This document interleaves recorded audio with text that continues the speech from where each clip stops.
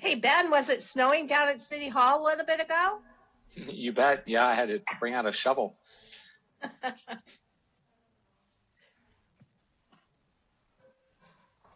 But as you can see, I got it all cleared out. Yeah, it looks like it's sunny again there.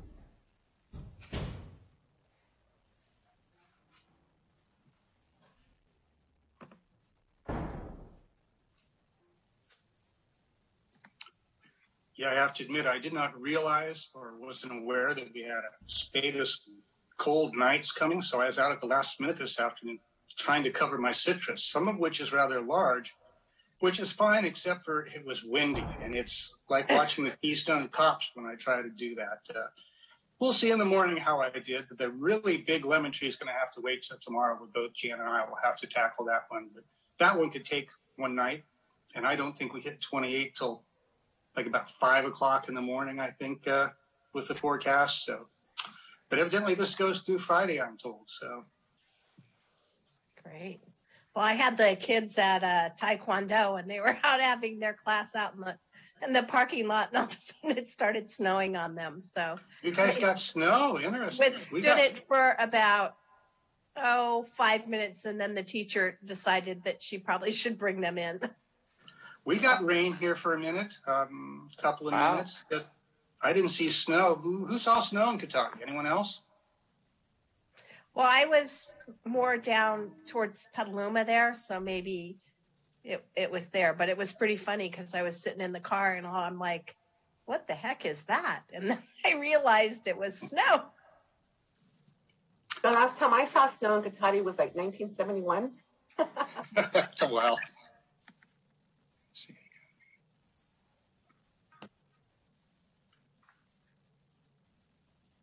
It snowed when the kids were in school.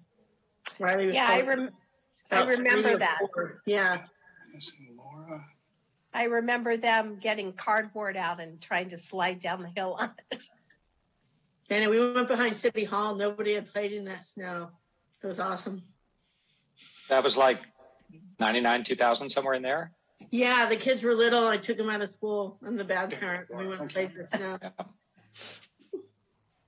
I remember that at Sonoma State. Everybody ran outside.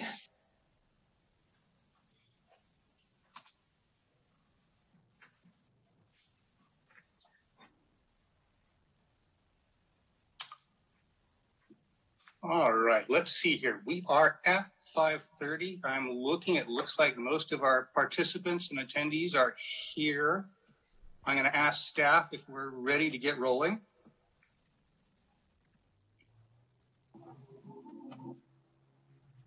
I believe, Mayor, we are. Yes. All right. Well, famous last words with that. Then I'm very pleased to welcome everybody tonight to this joint meeting of the Cotati City Council and the successor agency to the former Cotati Community Redevelopment Agency for a special joint meeting with the Planning Commission and the City Council to review the housing element workshop. This is our first meeting on this. And before we go to a roll call, I just wanted to take a second with the group and kind of set the table for how we might approach this, I hope, tonight, because we have many participants, a lot to cover in this packet. And I understand.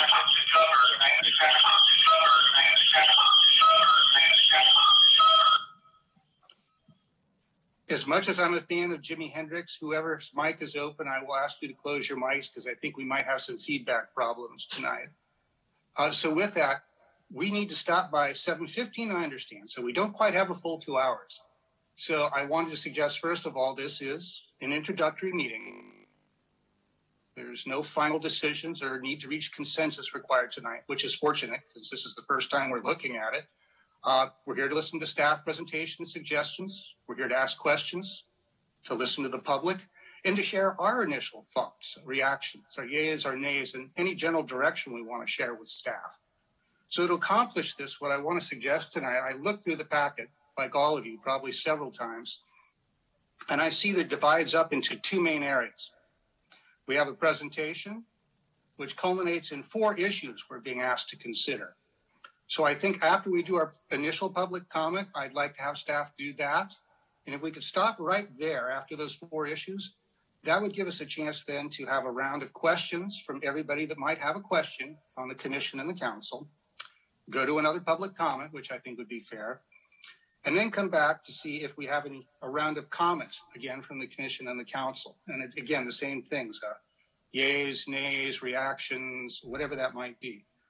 Then we can roll into the individual policy options. We're actually opened up to ask to talk about at the end of those issues. There are numerous ones. I think we might all want to weigh in on them potentially. So that's the thought, at least. If we need to deviate, we certainly will, but I'd like to approach it that way just to keep us structured and try and make our meeting, well, at the same time, giving everybody a chance to participate and give the necessary feedback that staff has to have. So with that, I'd like to ask our city clerk if we could have a roll call, please. Thank you, Mayor Landman. I'm going to start with our planning commissioners. Commissioner Murphy. Here. Commissioner Rodriguez.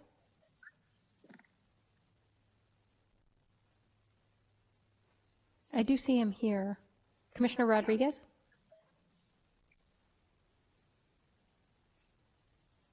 And we'll come back. Commissioner Moore. Yes, here. Vice Chair Hancock. Yes, here. Chair Lemus. Here. Councilmember Moore. Here. Councilmember Ford. Here. Councilmember Sparks. Here. Vice Mayor Harvey. Here. Mayor Landman. And here. All right, well, thank you for that. And before we get rolling, I would like to just take a section and ask the city manager if you might introduce the staff that are here tonight to the public. All right. Thank you, Mayor. This might be a little trickier than normal tonight, but obviously we have myself, Damian Obid, City Manager, Noah Hausch, Director of Community Development, which is mostly leading the show tonight. And then, of course, we have Lauren Burgess, our City Clerk, who is kind of running everything else behind the scenes, and our City Attorney, John Bacher. And Noah, I could hand it off to you to introduce the team from Four Leaf that'll be presenting. Thank you, Damian, Mayor Landman, and Chair Lemus. So yeah, just this evening we have with us staff from Four Leaf. They are the housing element consultants. There's a few more consultants on the team, but this evening we have Luke Lindenbush, who's a housing planner with Four Leaf, and we have Takora Thomas, and she is lead, I think she's a senior planner is her title, with Four Leaf as well. They're with us. Jane Riley may pop in. She is the leading up the effort, but Takara and Luke are our lead staff preparing the housing element for us. Well, very good. Thank you for introducing everybody. So with that, before we jump into this, I'd like to take a moment and ask the clerk if we could see if we have any public comment to begin the meeting. Thank you, Mayor Landman. Looking to our attendees tonight, if you would like to make a public comment, please use your raise hand icon. If you are dialing in from your telephone, please dial *9 to raise your hand.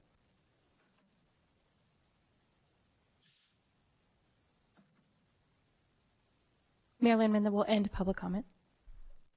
Perfect. Thank you. With that, I'm going to ask staff to begin the presentation, and would ask if we could just pause when we get to the very end of the 4 issues that you want to present, and we'll take a break and have one round of questions, public input, and comment at that time. So with that, take it away. Thank you, Mayor Landman, Chair Lemus, Commission, and council members and members of the public. I really am excited to present this item to you. It's been the culmination of a lot of work already. It's been behind the scenes mainly, but we did have a little bit of some public engagement through survey work, workshops, etc. Going back actually almost a couple of years now, and I'll let the housing element consultants get to that. But if we can bring up the presentation, I believe Luke is going to drive the presentation, but I just wanted to give a brief introduction while that's going.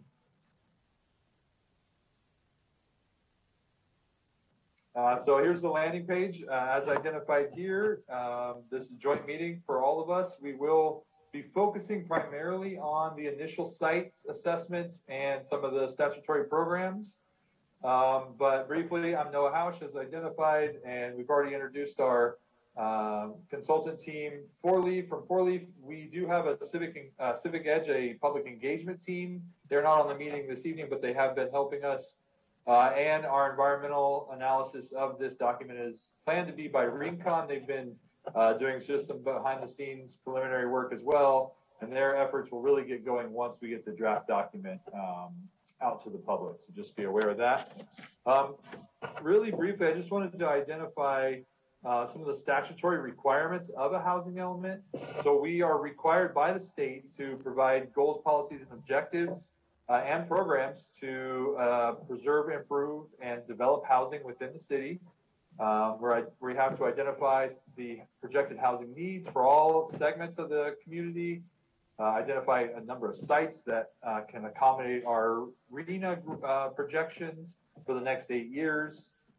This document does have to get certified by HCD with the state.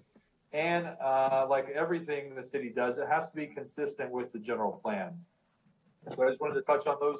And as Mayor Lamb identified, there is a lot of policy discussion, but we will be focused on potential programs after we get into some of the background analysis that has been done to date. This input we receive will likely inform multiple draft programs that get brought back.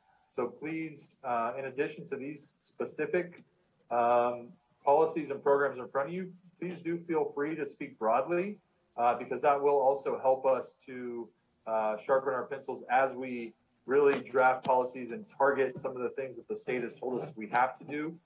Parallel to what's happening right now is our needs assessment is being done. So the actual demographic and realistic situations that Cotati residents are facing are being analyzed right now. And that needs assessment will also go into informing some of the policies that are brought before the council and commission. So, but again, be comfortable speaking broadly and specifically.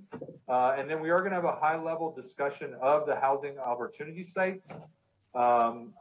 We don't need to get into any specific sites right now, but we're going to talk about kind of the strategy and the approach. And it's worth noting that we have adequate capacity zones within our current sites right now. So we're not looking to rezone any properties just to meet our arena. But we are looking to target those sites, and it is a requirement that we identify specific properties we're anticipating to develop over this cycle. As identified in the staff report, this is going to be an overview. We're going to talk about demographics. We're going to get your feedback. And then we're going to ask for the public to provide feedback as well. And all that's going to go into the drafting of these policies and programs in addition to some of the other elements of the housing element itself. And with that, I will turn it over to Luke Lindenbush, who is going to lead the presentation. Thank you very much, Noah, and good evening, Cotati Council and Planning Commission. It's great to see you all this evening and to be presenting to you on the progress that we've made to date with the housing element. So a little bit what I'm going to go over in this presentation. First, we're going to look at some of the preliminary community survey results and how that'll factor into some of the decision making that we're presented with tonight. And then we'll go into the preliminary sites assessment, how we plan to address the regional housing needs allocation for the city of Cotati, and then once again go into some of those policy options, which again are not exhaustive. This is absolutely a starting point, and we're not making any decisions tonight. We're really just getting direction from both bodies. So first on the preliminary survey results, we received a total of 126 responses for the community survey. Which is about 2% of the city of Cotati. So really a strong feedback in terms of the amount that we could get. We noted just in terms of demographics that about 50% of respondents have lived in Cotati for over 10 years. About 50% of respondents are over 50 years old. 70% of respondents live in a single family home or home on a large lot, which is consistent with the housing typology of Cotati. Over 70% of respondents own their current residence, and over 50% of respondents say it was easy or somewhat easy to find their current home. So really what we're looking at here is analyzing these demographic trends in our survey responses. We want to be hearing from as many people in the community as possible. So again, these are preliminary survey responses, and we're really hoping to hear more. And just one of the reasons why we're bringing up some of the demographic trends right now is we do see that these trends are skewing a little bit older. They're skewing a little bit more toward homeowners. So really a big part of our next push as we go into the draft housing strategy and the rest of the housing element process is going to be making as diligent of an effort as possible to be reaching out to renters and students in particular. So looking at some of the responses from the community on the survey, what makes your neighborhood special or unique? Over 50% of respondents said the people, the homes, the shops, and the parks, but the most overwhelming response saying that people love Cotati for the people who are here. And many of the respondents of the survey also said that they chose to live in Cotati because it was where they were able to find affordable housing, because they love the community, and because their friends and family live here. Looking at some of the housing issues and opportunities that are identified with the survey, some of the most successful housing types in Cotati today were identified as smaller single-family homes, townhouses, and duplexes. And the most important housing issues were ranked with affordability and at the top of the list, and government regulations being at the lowest of the list. So no huge surprises there. But in terms of most appropriate areas to prioritize housing development, we also saw a strong desire to have housing development concentrated along the major corridors of the city of Cotati, with East Cotati Avenue being at the head of that, and having more housing at the south end of the city being ranked as the lowest. So looking at public opinion on affordable housing, we saw a majority of respondents were positive or neutral toward having an affordable housing project constructed in their neighborhood, with an even stronger percentage being in support of the use of public funds to construct affordable housing in Cotati. Here's a word cloud of some of the write-in responses that we saw from the preliminary community survey results. Some of these, just with a word cloud, it's not always easy to discern whether these are positive or negative attributes, but you can get a sense of some of what of the conversation was centering around. That people are really looking at building downtown, that people are looking for affordable, that people love this community, and that people want and like this community because it's really walkable, bikeable, things of that sort. So now going from the survey more into the preliminary sites assessment, how the city of Cotati is going to approach the issue of the regional housing needs allocation in this housing element cycle. So when we look at the sites inventory, this is where we're identifying sites across the city of Cotati where housing can be developed within the next 8 years. As Noah mentioned, we have the capacity to meet these RHNA targets without the need to rezone.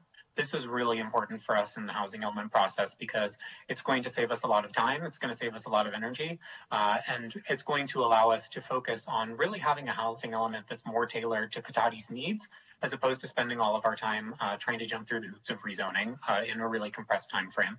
So this is really good news, and we're going to show you how we're factoring into meeting the zoning capacity for these 234 homes across income level. And that's really important to mention as well, which is that a lot of time when we think about RHNA, we think about the big number, the 234 homes that a city needs to zone for, that Cotati needs to zone for. But really this is broken down by income category, and there are a handful of objectives, a handful of requirements that make sure that cities are meeting their objectives to house members of their community at all income levels, from very low income to above moderate or market rate. So really the objective today is to look at the preliminary view of these sites, how, not the specific sites, but how we've come to address the RHNA and how this is going to inform the policies and programs. So this is through a combination of looking at planned and approved projects, projects that are in the pipeline, projects that have already been approved, projects that are in development, projects that are very likely to develop within the next 8 years. And additionally, there are what we call safe harbor development assumptions for estimating the amount of ADUs, for accessory dwelling units, that are going to be developed over the next 8 years. In addition, with some limitations, there is a possibility to reuse vacant sites from the previous sites inventory, and I'll get a little bit more into that in a moment. And lastly, we'll be looking at sites that currently allow housing that have developer and owner interest that have not previously been considered in sites inventories from the 5th or 4th cycle, and that might not have projects currently in the pipeline, but where there is strong developer or owner interest. So first, looking at the calculation of RHNA credits, how we can determine the safe harbor assumption, or in other words, what's going to pass with HCD, for determining how many ADUs we can assume can be built over the next 8 years. So as you can see, it's based on the last 8 years from 2018 to 2021. and we're averaging in Cotati 3 ADUs produced per year. So over the entire planning period, we consume a total of 24 ADUs, broken down by income category in a way that's pre-approved and will pass muster with HCD, broken out in the bottom right. So looking at the overall table, you can see at the bottom with the percentage of RENA met for the policies and programs and the RENA credits through pipeline, ADU assumptions, sites from prior cycles, potential additional housing sites in the Santero Way specific plan. We're in really good shape on the sites assessment. So again, this is not the area where we need to be worried, but just to go a little bit line by line through these, again, pipeline projects, those that are in the development pipeline that are going to be developed or likely to be developed within the next 8 years, ADU assumptions already covered. Preservation of affordability is looking at the acquisition of market rate units through a nonprofit partner. That would be formed through a joint powers authority that's in process through a handful of cities in Sonoma County. So there's a likelihood that we'll be able to count about 28 units for those deed restrictions on existing market rate units that will be now affordable to renters. Looking at sites from the fifth cycle housing element that are suitable to be used again, that have not already been developed, we're seeing a good amount there. Additional potential sites that have been identified already account for some as well, and Santero Way rounding out the rest. So when we look at extremely low income, very low income, and low income, we have to break them out in particular income category, but when we're looking at RENA, those numbers can be aggregated. So that's why you're seeing at the bottom there that 149% number, a really good number to be at, despite not necessarily being right at the threshold with extremely low income, which is the hardest income bracket to be able to cover due to the difficulties of financing. So now to go into some of the policy options, and we'll pause on these as we had discussed. First and foremost, looking at sites and zoning. So again, we're really excited about the fact that we don't have to rezone. It's important for us to be able to do what we can to have a housing element that really meets the needs of Cotati and doesn't put us in an issue of having to wait for a really long time for the rezoning to go through, for the environmental review to go through, and then being at risk of not having a compliant housing element. So really we're recommending option A here, using other programs to meet housing needs, avoiding rezoning to be able to meet an adequate sites inventory, and again, avoid those potential penalties if the housing element is not adopted by January 31st of next year. But another option to consider is considering supplemental rezoning programs. So just want to note that this is separate from rezoning to meet the sites inventory that is required through RENA. And this is an option throughout the planning period. Rezoning as a program is something that the city can pursue at any time. It's not something that has to be decided now or by the end of the housing element period. And it's something that the city has done within and beyond its housing element processes before. So really this is something that it's about avoiding the mandatory rezoning and doing it when it makes sense for Cotati. Looking at issue number 2, accessory dwelling units. We're looking at an assumption of 3 ADUs per year. This is an upward trend. And we're recommending policy option A, which is to increase ADU assumptions, really maximizing the use of ADU and JADU allowances by having new programs that further facilitate and encourage ADU and JADU development. This is a form of gentle density that has been favorable among many in Sonoma County and has provided further housing options for a broad range of the community at a variety of income categories. So this could be done through a handful of ways. There's the Napa Sonoma ADU Center that has programs to increase public education. There are programs through Homes for Sonoma that have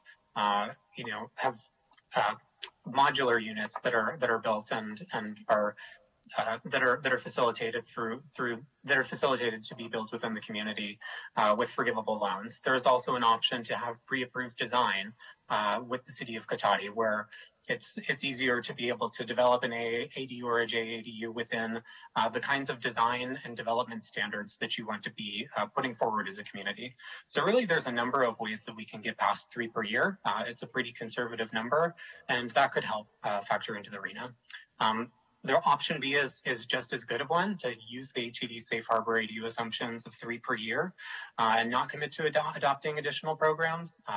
Really, the sites inventory and meeting the RENA doesn't necessarily need this number to go up, but the programs are something for the council and the commission to consider.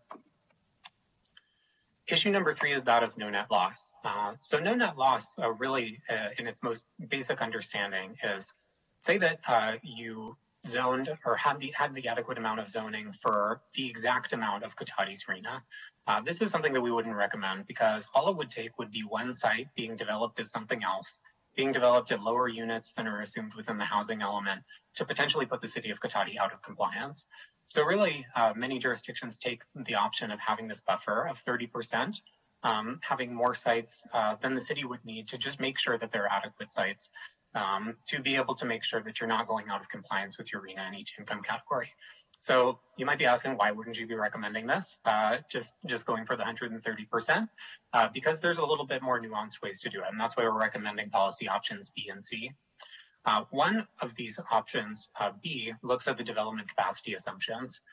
Every single community in Sonoma County has what is known as a default density. So basically, there's the assumption that if you want to include a site in your inventory, it's going to develop at 20 units per acre.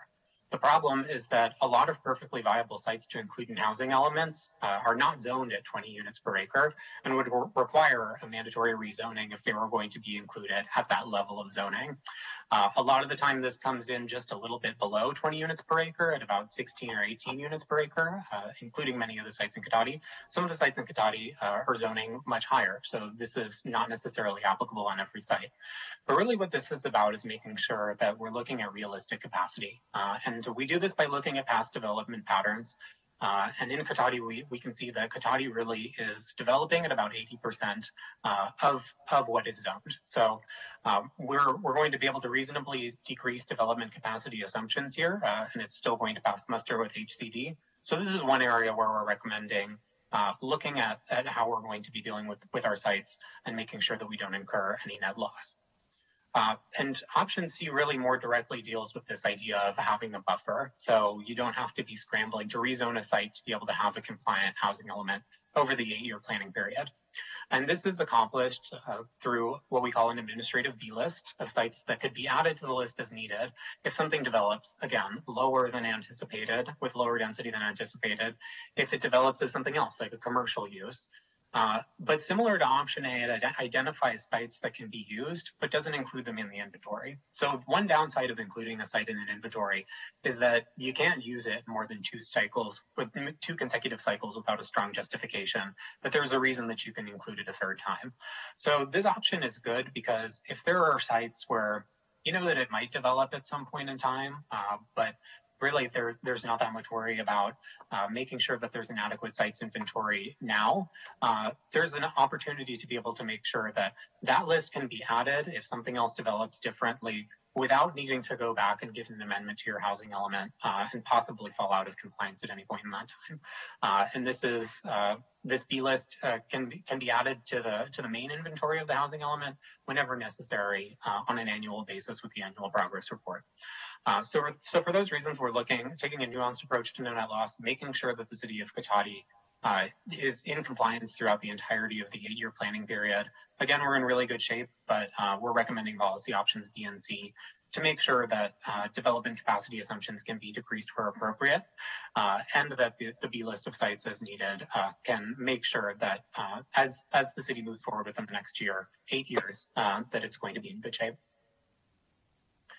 And the issue number 4, or a handful of issues falling under the bucket of number 4, are the consideration of potential new programs. And I just want to stop again to just really stress that this is just a handful of programs that the city of Cotati can look at in developing a housing element. And you may be asking, why should we have any programs anyway? We're really good with the sites. Then do we even need any programs at all? And the answer is ultimately yes. There's a requirement that there's a program of actions that every jurisdiction adopts as a part of their housing element, because the sites can be there, but ultimately we know the housing doesn't build itself, and there really needs to be the effort on the part of staff in the city to make sure that these programs are moved forward and that they're done in a way that is really in consideration of the community and what it needs. So some of the ones that we put forward are looking at housing on church and school sites. In Cotati, this is really more applicable to church sites, and this could be accomplished through a zoning text amendment or through a workforce housing overlay. This would provide more flexible options to incentivize the development of housing on land that's currently being underutilized. So this is really, there's a lot of overlap between the first three of these, really, looking at housing on church sites, the workforce housing overlay, and a density bonus program, really looking at ways that there can be tailored approaches to make sure that housing can be built and that there's as big of an incentive as possible to build housing where it's appropriate. So with something like a workforce housing overlay, this wouldn't just say every parcel in Cotati could be developed with workforce housing. Really, it would be an approach that could be applied and tailored to certain sites or areas, like the East Cotati corridor, where there may be additional incentives to build workforce housing, affordable housing, anything of this sort, depending on whatever the desires of the council and the commission are. Additionally, a city density bonus program would allow enhanced density bonuses beyond state requirements, again, in supporting whatever the city's specified needs are. The current density bonus program allows a 50% density bonus for certain qualifications being met. And the city of Cotati can decide which ones it would want to go farther on, whether it would be a greater affordability, a deeper affordability for people of very low or extremely low income, accessibility, universal design that is conducive to senior housing. There's really a number of directions that a city can go with in developing a density bonus program. Part of one of the programs that is going to be a part of this housing element is just making sure that the city of Cotati is compliant with existing state law on the density bonus program. But this is an opportunity for the council and commission to evaluate whether or not going farther is something that is of the interest of Cotati. And lastly, there's a handful of options that we can look at to incentivize smaller units that are affordable by design. This is really in the spirit of the cottage housing ordinance and looking at other ways to pursue what has been identified as a clear priority of the city and really having these affordable by design units as identified in the survey, like smaller single family homes, townhomes, duplexes, cottage courts, things of this sort. One way to do this is by using density unit equivalents to encourage developments of units that are smaller than 3 bedrooms. And this would basically, as identified in the staff report, be looking at an evaluation of impact fees. So it's not just, it wouldn't just be that an 800 square foot unit would pay the same impact fees as a 3,000 square foot unit just because they're both the same housing type, but really looking at the number of bedrooms, square footage, metrics that actually look at incentivizing smaller units to be able to create smaller units throughout the city of Cotati. Another option would be looking at an SB 10 ordinance to support existing cottage housing provisions. This is an ordinance that, unlike SB 9, which was passed and it applies throughout the entire state, is opt-in. So if Cotati decides they don't want to do it, nothing changes. But it is one way to incentivize the development of units that are 10 or less units. It could be 3 units, it could be 4 units, really tailored to whatever the desires of the community are in whatever particular areas are desired to put them in. And basically, this would be much like workforce housing overlay or a density bonus program would be existing as an overlay. It wouldn't change the underlying zoning, but it would be another way to be able to incentivize the development of smaller units throughout the city of Cotati. So we'll go back through the four issues and options once again for everyone to ask the questions, but just want to go into some of the next steps. Again, this is really the first pass at these issues, and we're going to be looking at the feedback from the council and the commission over the coming weeks in developing the draft housing strategy, and that'll be prepared for input at a city council workshop in April. Additionally, over the course of spring and fall, the draft housing element will come out, and there will be a variety of periods for public review. So there's going to be an opportunity for public comment to be occurring throughout the process. And in late 2022, there's going to be a draft housing element and secret document prepared. It'll come back. And again, public input is really an important part of this process. The survey results are preliminary and they're going to continue to roll in. And we're going to be continuing to take all of that community feedback to heart as we develop.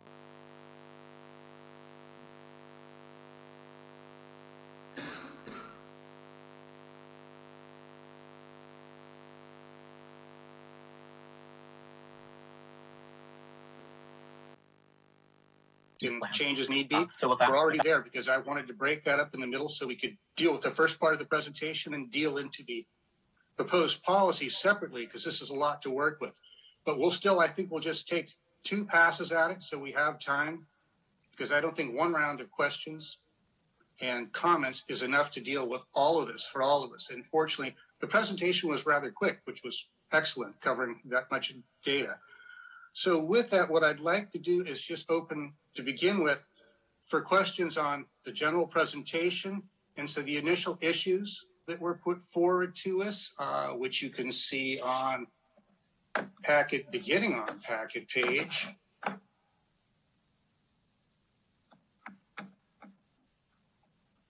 15.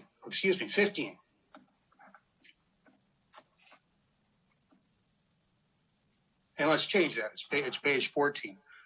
So with that, what I'd like to do is open it to questions on anything up to that point. And I'll begin with going through the commission one by one, because where I'm sitting, I'm not going to be able to see all your hands. So what I'm going to do is go through in a roll call, if I might. I'll go through the commission first, then come to the council. I will wait to go last. I don't know if that's a good or bad thing, but that's generally what a mayor is supposed to do. So I'm going to listen to all of you first. So I'd like to begin with Mr. Hancock, if he has any questions at this time. Yes, thank you, Mayor. I've got a question on the extremely low. Would that include the idea of a hostel? So that would be less than 500 square or something like that. But the idea that extremely low income, I've seen this work in other areas where there can essentially be some form of simple studio that people have protection from the elements, and possibly an attached shower bathroom, but there would be common facilities of some sort, corridors and external to the outside. So that'd be my question. Generally, those type of units do get a little bit tricky in terms of counting them toward RENA. There are requirements and definitions on what defines a unit. They usually require an individual bathroom, a utility kitchen. However, they can be considered as part of the programs of the housing element if co-housing like models are something that the commission and council want to pursue. And I would just add, Commissioner Hancock, we are interested in looking at communal or co-housing options, just given that is a trend we're seeing with younger folks, such as the student population. Just to put in, I actually saw one operating in Bend in Oregon that seemed to be very effective. It was just one data point. Thank you. Thank you, Mr. Hancock. We'll go next to Commissioner Moore. So I just had a question on, I know in the past we've done a assisted living facility out on Brabantine Highway. Would that count as any of our numbers? Because basically you're housing a lot of folks in one facility. Again, just given that definition of a unit, it might not count toward RENA, but there are a number of requirements in terms of statutory objectives that have to be met in terms of fulfilling the programs of the housing element. So that's not to say that they can't be pursued. And I would add, one thing we could look at is if we get another project like that, we could push them to include some units that would meet our RENA. And a lot of those types of developments do like that transitional housing where folks can age in place and get different types of units. That's what I was thinking. On Snyder Lane, they actually have a facility. They do assisted living or small apartments. And then as you age out of them, you basically go into a different facility. So just something to think about in our future. All right. Well, thank you, Commissioner Moore. Let's see. Next, Commissioner Rodriguez, do you have any questions for staff tonight?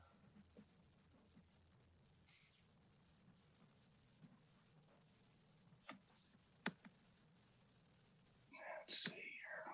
I think you're muted, Johnny. I believe you're muted, Commissioner. I'm seeing him as present, but muted. Jonathan, if you can unmute. Why don't I come back to you? I'll give you a chance to work with that. And I'll move next to Commissioner Murphy. And I'll hold my questions until the second part of the presentation. All right, thank you. So with that, let's see. Let me try one more time. We'll see if Councilmember Rodriguez, are you able to speak to us at this point? Oh, sorry. Can you hear me now? You're coming through loud and clear. Perfect. Sorry. No, I don't have any questions, but mentioned there was a packet. I didn't get any packets. There should be a packet available for you, and there are packets available online as planning commissioner. You'll definitely, for this series of meetings, want to download these early and go through them early is my advice, because if the other ones are like this one, they're rather dense. So no worries. If we have a good presentation, we'll be fine. All right, thank you. And let me move to Chair Lemus next. Yes, I don't have any questions at this time. I do want to hear more of the presentation. All right, great. Well, that brings us to the council then, and I'll start with Councilmember Ford. Thanks, Mayor Lemon. Thanks, Luke and Noah, for the great presentation and the very clear packet. I really appreciated the packet. So I just wanted to ask for a little help in understanding how you decide whether a site would be appropriate for very low income versus extremely low income housing. Like, what is it that makes those 10 units worth of sites that are left over from the fifth cycle housing element? You know, why are they in the VLI column and not the ELI column? Is it just zone density? That's a great question. And it ultimately does come down to zone density. Really, that's why, I think the programs are so important, even in meeting RENA through the density that is prescribed to be able to build affordable housing, because we know that there's a certain density that affordable housing builds at.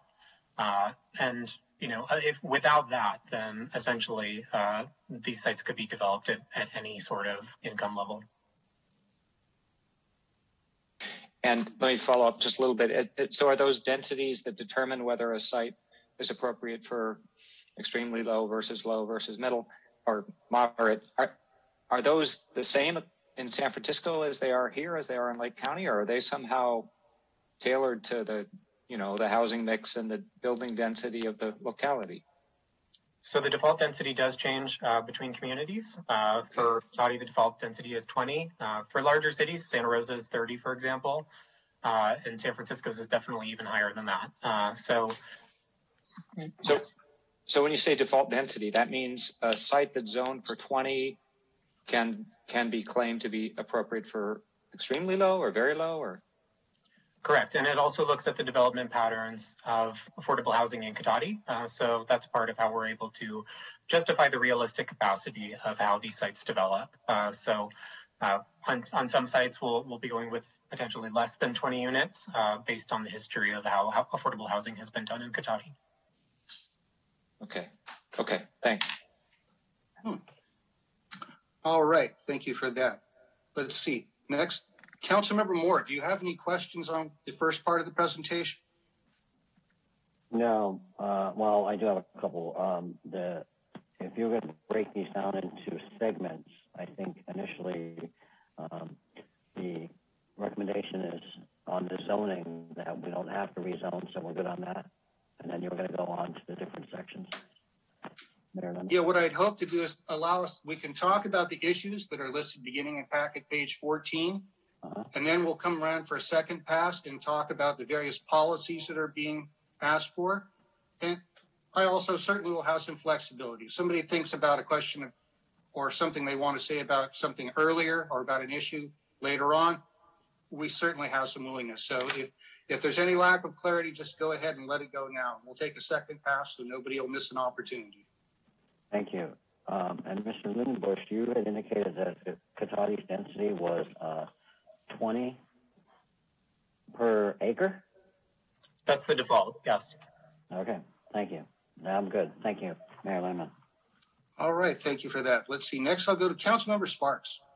Thank you. I have two questions. One is about something that's not in the report. I'm just curious about, in our previous housing element, there was a section about homelessness and supportive housing and shelter space and things like that. And I'm wondering are you envisioning that our new housing element would carry forward some of the goals and policies that we had in the previous element, or would that section drop off, or just sort of wondering how you're envisioning that? great question. Certainly, it's not something that factors as much into the site's consideration in units for the same reasons as co-housing and assisted living.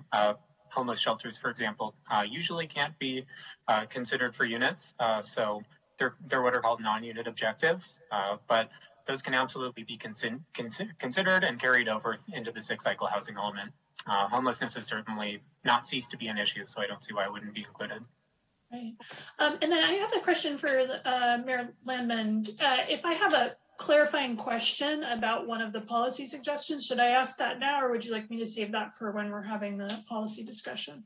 If we could save that for when we get around to policy, it might keep it all more coherent. If you think it really needs to be answered to inform something that goes with the earlier part of the presentation, I'm willing to hear it.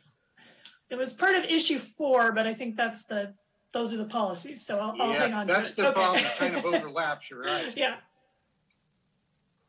All right. Well, thank you. So let's see. That takes me to Vice Mayor Harvey. Questions? Yes. In the community opinion survey, I'm glad we got as many responses we did, and it sounds like you think that was a very good number. My concern has to do with the expressions from the citizens, and we say that we're going to incorporate those in the housing plan. But some of the things that the citizens have expressed do not necessarily match with what our experience has been for what pencils out for developers. So how can that perception really be changed? Because there is a mismatch with that. How do we address that? That's a great question. And I will address that first just by talking about the nature of community engagement. We'll consider everything that we can in terms of community engagement, and there will also be comments that just can't be applied in the housing element because they are antithetical to statutory objectives and requirements for what we need to do to have a certifiable housing element. So in that regard, they're considered, but of course, not everything can be implemented. And I'll ask you to just repeat a little bit the second part of your question, if you wouldn't mind. Oh, now I forgot, but it gets at the whole affordableness. That was the highest one I think you highlighted on there.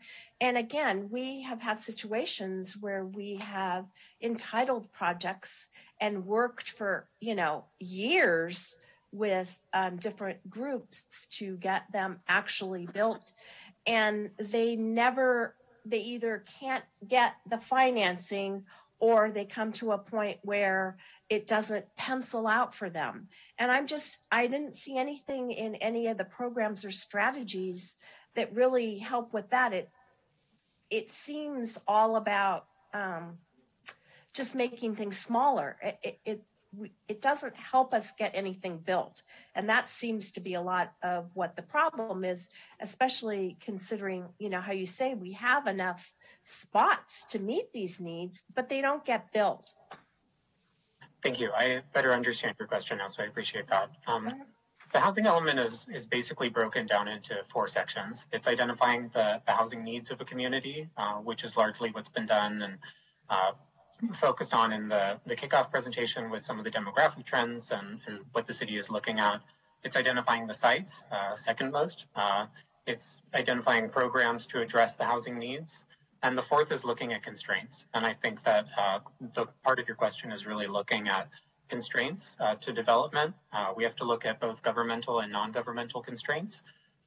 So really looking at the history of development in Cotati and why affordable housing perhaps has not been developed in certain instances will be something that we'll be factoring into in the draft housing strategy and in the housing element as a whole. So that information is very helpful, not just what we can do, but areas where a city has struggled. It's really important in understanding where we can identify not just the need, but really building stronger opportunity.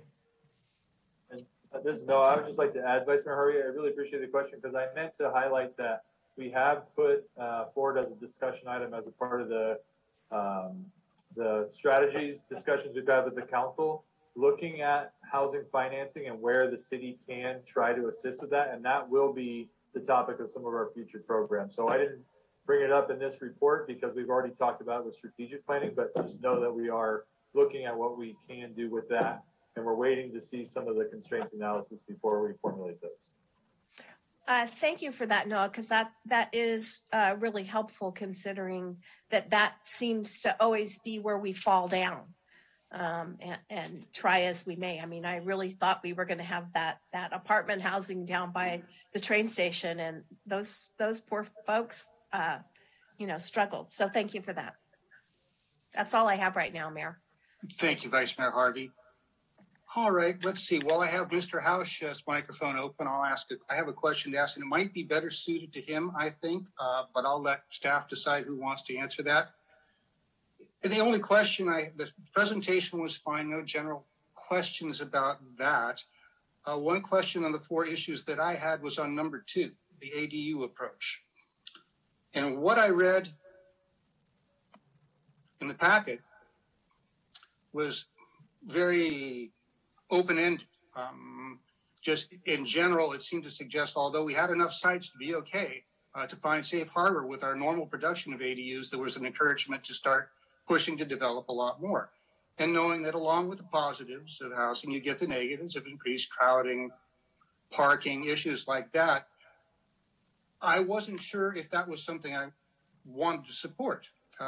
Just a quick background is, Cotati is being pushed to much greater development due to RENA and various state laws than perhaps it normally would have gone into, and that is what it is. But I have that in mind, and this is why I ask, it's really hard for us to give a general thumbs up to taking an approach like this when we're not saying what the program is. Now, I heard several programs put forward, a few of which I didn't know if I'd be interested in. But the one that was suggested, the pre-approved design thing, made a lot of sense to me. We make sure we get something that we all agree is a good fit for the town, that the public could have some input on. It would help perhaps smooth the way to build more ADUs and reduce the red tape for people who do want to do this and are willing to go that particular direction. So I just wanted to ask, what is the intent of the city with the ADU approach? If we didn't use safe harbor, I think we need to know when this comes back. I'd love an answer tonight, but if we don't have one for the future, for all these things, we think we need some more specificity. Because I think we all know with more generic open-ended things, sometimes you get unintended consequences. So what is the general intent of the city with that if we were to go for not using the safe harbor approach for ADUs? Yeah, so I think just generally, I think most communities in the county are looking at ADUs as an option. I think Luke will use the term gentle density, which I do appreciate, because it's kind of a more efficient use of resources, right? You get to use your existing utility lines. It's an existing developed site. The environmental constraints and the ability to build are there. So a lot of the communities are seeing those as relatively low impact projects. All that being said, having a new neighbor dropped into somebody else's backyard isn't always a light touch or light impact. So I think that's good perspective to keep in mind. We don't have a specific target, but one thing that could come out of this is, right now we've built such a low number because we're just getting into really those ADU laws getting traction. I actually think we're likely to overshoot that a bit regardless of what we do. Just because the law has changed so significantly and so rapidly that now people who maybe weren't considering it at all are going to be, or the affordability has changed so much in such a short period of time, folks are going to be looking at that option to give their children or their parents somewhere else to live. So I think those two things mean we're going to get it regardless of what we do to market and kind of hold people's hand as they come forward. All that being said, we likely could push it a little bit higher if we had some programs to market them. And I will say some of these programs are intended to take some of the pressure off staff, because you can imagine there's a lot of education and input process that goes through, a homeowner has no experience coming to the counter and going through all that process, where if we could get pre-approved plans, if we can steer people towards those that we like, if we could list the Napa-Sonoma ADU Center as a resource on our website, have them do a lot of the initial logistic work, maybe link them to some of these folks like the Homes for Sonoma who provide financing options. Those are the types of things that, selfishly from staff would take a little pressure off us would likely let us take credit for the ADUs that we may be likely to see anyway. So one thing to think about from a council perspective, if we're averaging 3 a year, maybe put a number on the direction they'd like to see us try to go to. So maybe 6 a year, as a way to kind of get to some of the concerns that you've identified, but then also allow us to take credit for something that may actually happen just because of changes in the law. Well, I could certainly never complain about being in a position of taking credit for something that was going to happen anyway. So that wouldn't be a good thing to do. I do agree. I think this is, of the potential things that new laws are, directing us towards, this is perhaps potentially one of the gentler ones. I will say, though, I agree with your position that we shouldn't forget that the great introduction of many new neighbors, which 3 or 6 years certainly isn't doing, I don't think, but purposely trying to push far beyond that is interesting. I know in my time in Cotati, I've lived by 3 different ADUs, one of which was a great experience and continues to be. The other 2, not as much. Obviously, people's mileage varies, but it has its pluses and minuses. So that was the only question I had. I think in general, for all these things, it would be nice to if you're asking our input, we probably need some more specificity, but we'll probably get into that, I think, as we get into discussion. So this is a perfect time to open it up to the public. See if we have any public comment, and then we'll roll back around for a round of comments on this issue. Thank you, Mayor Landman. Looking to our attendees tonight, if you'd like to make a public comment, please use your raise hand icon. And if you're dialing in, dial *9.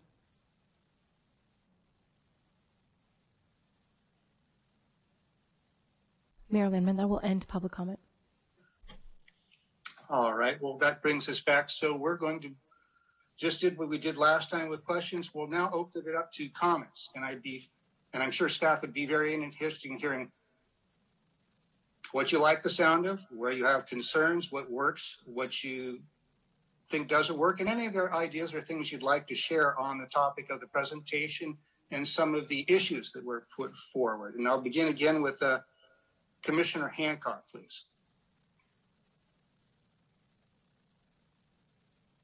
And I think you're muted. There you go. There we go. Yes, I was just bouncing on the button there a little bit.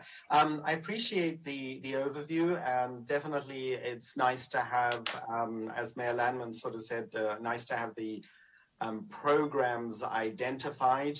I personally see that there's possibly also some options within Cotati for people maybe to upgrade their current places. Maybe that's a good way of putting it. To bring, or to allow some of those numbers to come up. Some years ago, I had a discussion with a developer who is just southeast of Cotati in the Agilent facility, and I asked him about the general aspect of lower income or smaller, more dense buildings, and his answer was, well, the comparables don't pan out. So, I think that's just the challenge, and I just don't know how to address it, how to, build some houses that are both cheaper and can achieve some market return. So thank you very much. And I would encourage staff, if there's anything that's brought up as a comment that you would like to speak to, please feel free to jump in and let me know. And with that, I'll then go to Commissioner Moore. Just a couple comments. One of them is about the rezoning. I think that's great that we don't have to rezone any properties. I think that's always a nightmare in Cotati when you get into rezoning people's property. Again, I also agree with Vice Mayor Harvey about the challenges of trying to bring affordable housing. I know I've worked on quite a few projects over the years that have not been built in Cotati. And I know with the fact of the loss of redevelopment over the years has really affected Cotati in our, in our process of trying to have very low income and low income housing. So I'd love to see some of the aspects of the government weigh in on this as we do our housing element. obviously, like I said, we've lost a lot of redevelopment money over the years. So if there's any weight we can throw behind any other city that says we would love to have some of that come back to be able to develop housing. I don't know, maybe that's just a wish that I have, but it seems like we developed Charles Street and Burbank housing and quite a few other projects when we had redevelopment money. So just my own comments on that. Thank you. All right, well, thank you. Just shot that down. I believe we're next to Commissioner Rodriguez. If you have any comments on what we've been talking about, I'd welcome them. Just that I appreciate the presentation, and I hope that the Cotati is able to get more affordable housing built. You know, a lot of people say that they are for it, but then when it's time to build it and it's next door to them, they try and push back on it. So I hope Cotati is different.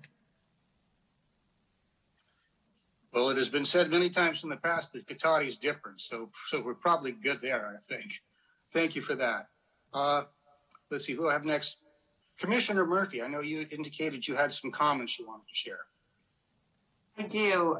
Comments that maybe are somewhat questions that don't need to necessarily be answered today, but something for us to think about as we continue these conversations.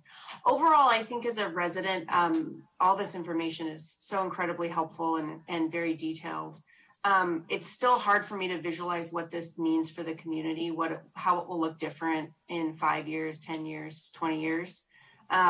Physically, how it will look different. I'd love to learn more about if we aren't rezoning, where we expect to see these changes. If we're focusing, we mentioned the East Cotati corridor.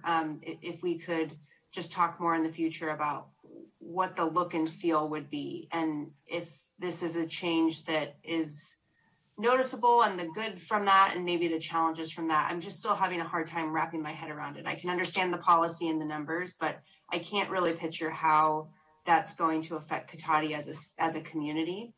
So I'd love to hear more about that as we continue our conversations. And I'm sure there's more to come there.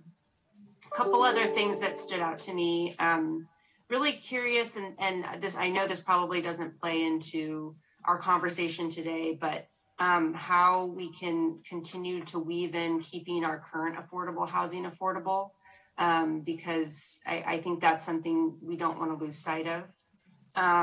Also, some folks mentioned specifically our senior population, and in addition to focusing on income, also considering fixed incomes that aren't going to change over the years. While there may be a low-income population that individuals could see a cost of living increase each year, I just want to make sure we're also considering how we can possibly implement or look into programs for our senior community members who are living on a fixed income.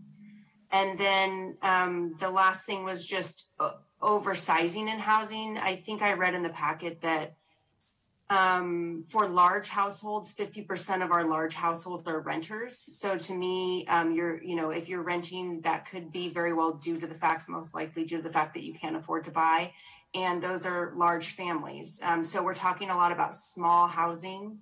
And I think if we want to keep this a family-friendly community, we need to consider how to be creative in ensuring that we can accommodate larger families with 2, 3, 4 kids. That's it for me. Well, good, thank you. And lastly, for the commission, I'll go to Chair Lemus. Okay, so like Commissioner Moore said, that I'm also glad that the rezoning is not needed. But I did have some questions about the program options that were presented, the workforce housing and the city density bonus program. Do we have examples, like the workforce housing, does that exist right now? Or is that just like a new program we're thinking about bringing here? And the city density, I know that that's more for higher density housing. Do we have examples of that here, or is that something new you want to bring here? Great questions, thank you. First off, the workforce housing overlay would be a new program. And again, it wouldn't change the underlying zoning of any particular parcels, but would be a selection of parcels that could be included and have additional zoning. Usually workforce housing overlays or affordable housing overlays are in existing commercial areas, industrial areas that are not currently zoned for housing, but may be appropriate for it. And the density bonus program, first and foremost, would be getting the city in compliance with AB 2345, which allows a city, which allows a density bonus of up to 50% if certain qualifications are met. If it's a certain percentage of affordability, things like that. So basically that program would just be looking at moving past that. And if there would be areas where it might be appropriate to have, say, a 70% density bonus, if there were a stronger amount of affordable units available or more affordable units for lower incomes on the scale, things like that. So it would really be up to the city to determine what kind of areas where they would want to go the extra mile beyond compliance with the state program on that one. I think affordability is key because, as you can see right now, so many people are being priced out of our community. I'm talking about the larger Sonoma County. So anything we can do to kind of help bring housing and make it affordable. So, thank you.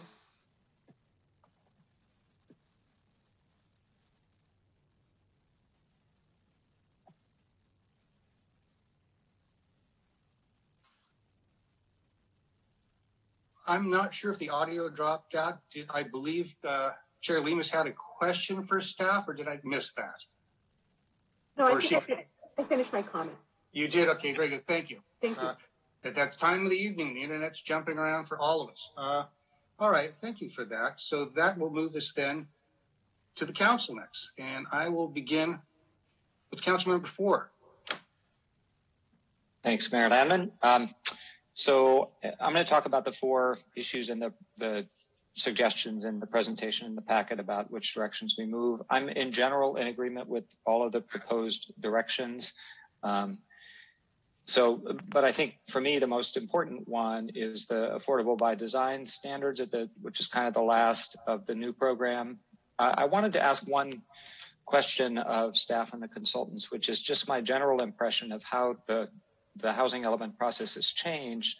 I was on a planning commission for the last housing element, and my impression at the time was that the primary issue in the housing element at that time was the RENA sites verification. Like, we just had to show there were enough sites, and beyond that, it was assumed the market would take care of it. And now it feels like there's a much greater emphasis on the city actually working to produce that housing. I mean, I know we don't actually build the housing, but we, all of these programs. So it feels to me now like the housing element process is show that you meet the RENA allocation, that you've got enough sites zoned to meet the RENA allocation, and describe what else you're doing to make sure this housing is going to happen. Is that an accurate perception? I would absolutely agree. I think in part, some of the past housing elements have been able to potentially use sites that just aren't appropriate and use them over and over again. And one of the new rules is you can only use it twice. And if it doesn't get built, you really need strong justification to show why it hasn't been built. So that really has weeded out a lot of the sites that are inappropriate for development and just shouldn't be in an inventory. So it has made the process for identifying sites much more rigorous. In addition to that, the statutory objectives have also expanded since the last housing element cycle to include affirmatively furthering fair housing. And really, that's the bulk of the comments that we're seeing from Southern California jurisdictions, which are about 6 months ahead of us on the schedule in terms of areas where there's additional scrutiny from the Department of Housing and Community Development. So I think it's a combination that the sites math just is becoming a little bit more of an intense exercise, and really there needs to be some actually demonstrable capacity there that some of these sites are actually going to be developed. And in addition to that, I think it's not just so much about the sites anymore. Mm-hmm. Okay, so great. Let me just go down then the list of your suggestions and staff suggestions. On the ADU issue, I would favor a modest putting in place some programs such as making sure people know about the option to build ADUs and JADUs so that we could claim a somewhat increased more than 3 a year, maybe as much as 6 a year kind of expectation for new ADUs. One thing I like about the ADU model, in addition to the things that Noah mentioned about their inherently low impact, not negligible impact, but low impact in terms of utility hookups and additional city services, is that the homeowner is presumably nearby, so you don't have a sort of absentee landlord kind of setup. And I appreciate that. Plus the ability to support multi-generational households. So I would like to support the ADU model more than we currently do. On the no net loss piece, couldn't you have made the one that has a B list be option B instead of option C? But that's beside the point. And then on new programs, I'm having trouble envisioning where a workforce housing overlay could apply in our town. It's hard for me to envision, our northwest section industrial area being appropriate for housing, and all our downtown is already in a specific area plan that allows mixed use. So I'm having trouble envisioning where a workforce housing overlay would work. And I also feel like the density bonus laws from the state they're so new and they're already so substantially, like the density bonuses are so substantially higher than they were previously, that I'm reluctant to say we're going to push even beyond that just a year after those new density bonuses are in place. The affordability by design, especially the density unit equivalence model, where we stop pretending that 3 studios is as impactful as 3 5,000 square foot houses. Like, that's just a silly assumption in our code. And so it's not just the code and the density calculations that has to play into, but building permit fees and utility hookup fees and all the fees that go along with developing a unit that we have to look at if we're going to start, I think, more realistically assessing impact. Thanks. All right, thank you for that, Councilmember Ford. Let's see. Next, we'll go to Councilmember Moore. Thank you, Mayor Lerman. Well, as you talked about earlier, I'm glad we don't have to rezone, so that's good on that part. Regarding the ADUs, I would probably concur a little bit with Ben on there. We can utilize those to a great extent that might help offset some of those costs involved. I did have some questions on the no net loss between the option B and the C. If maybe Luke could give us a little bit better clarification on that. Certainly, thank you. So basically, really, this is looking at a handful of different sites approaches. The B list is certainly preferable in some ways to zoning a larger buffer than required, just because there's greater flexibility with it. But the decreasing of the development capacity assumptions is making sure that there's a realistic capacity when analyzing the sites and the site's inventory, and that it's in accordance with what actually might get built. So the more realistic it is, really the more likely it is that these sites are going to develop as the plan says, and that it's going to work out. So if you have more specific questions on it, I'm happy to go into it. No, I would just add that, sorry. Sorry. All right. I'll just add that having that administrative B list will allow us to maybe approve a project that's in one of our mixed use zones that may be just commercial, and then pull from that B list to backfill the housing opportunity sites and basically not have a housing element or a decision that's out of keeping with the housing element, because we're able to compensate for it if we end up approving a project that's pure commercial that maybe was anticipated to be mixed use. And then also, to Luke's point, it just makes more realistic the assumptions we're making, which from what I'm seeing is going to make HCD happy when they're reviewing it. Okay, thank you. And then when we go to number 4 on there, I'm not overly thrilled with the thought of using churches or schools. And maybe if there's an example of where that's been successful, other than maybe short-term temporary housing or on a church property, something like that. But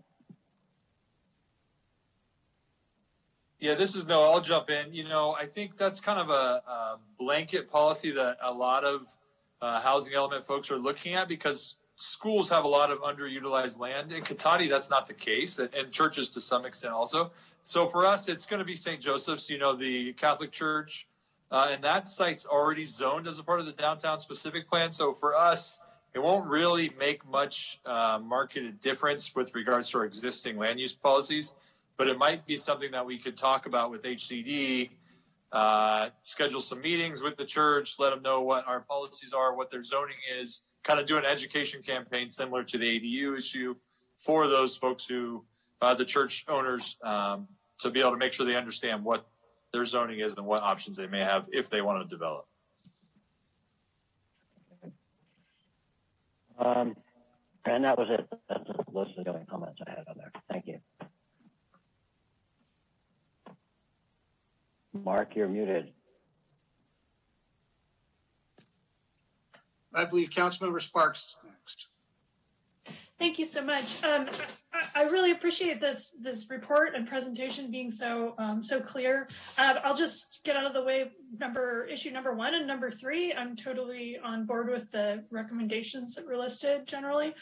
I wanted to just bring this back to and speak for the folks who are struggling so much with housing right now, because I was surprised to see that so many people in the survey said that they had a pretty easy time finding housing. And I think it must be that such a large proportion of them have been living here for over 10 years, because it is certainly not easy to find housing now.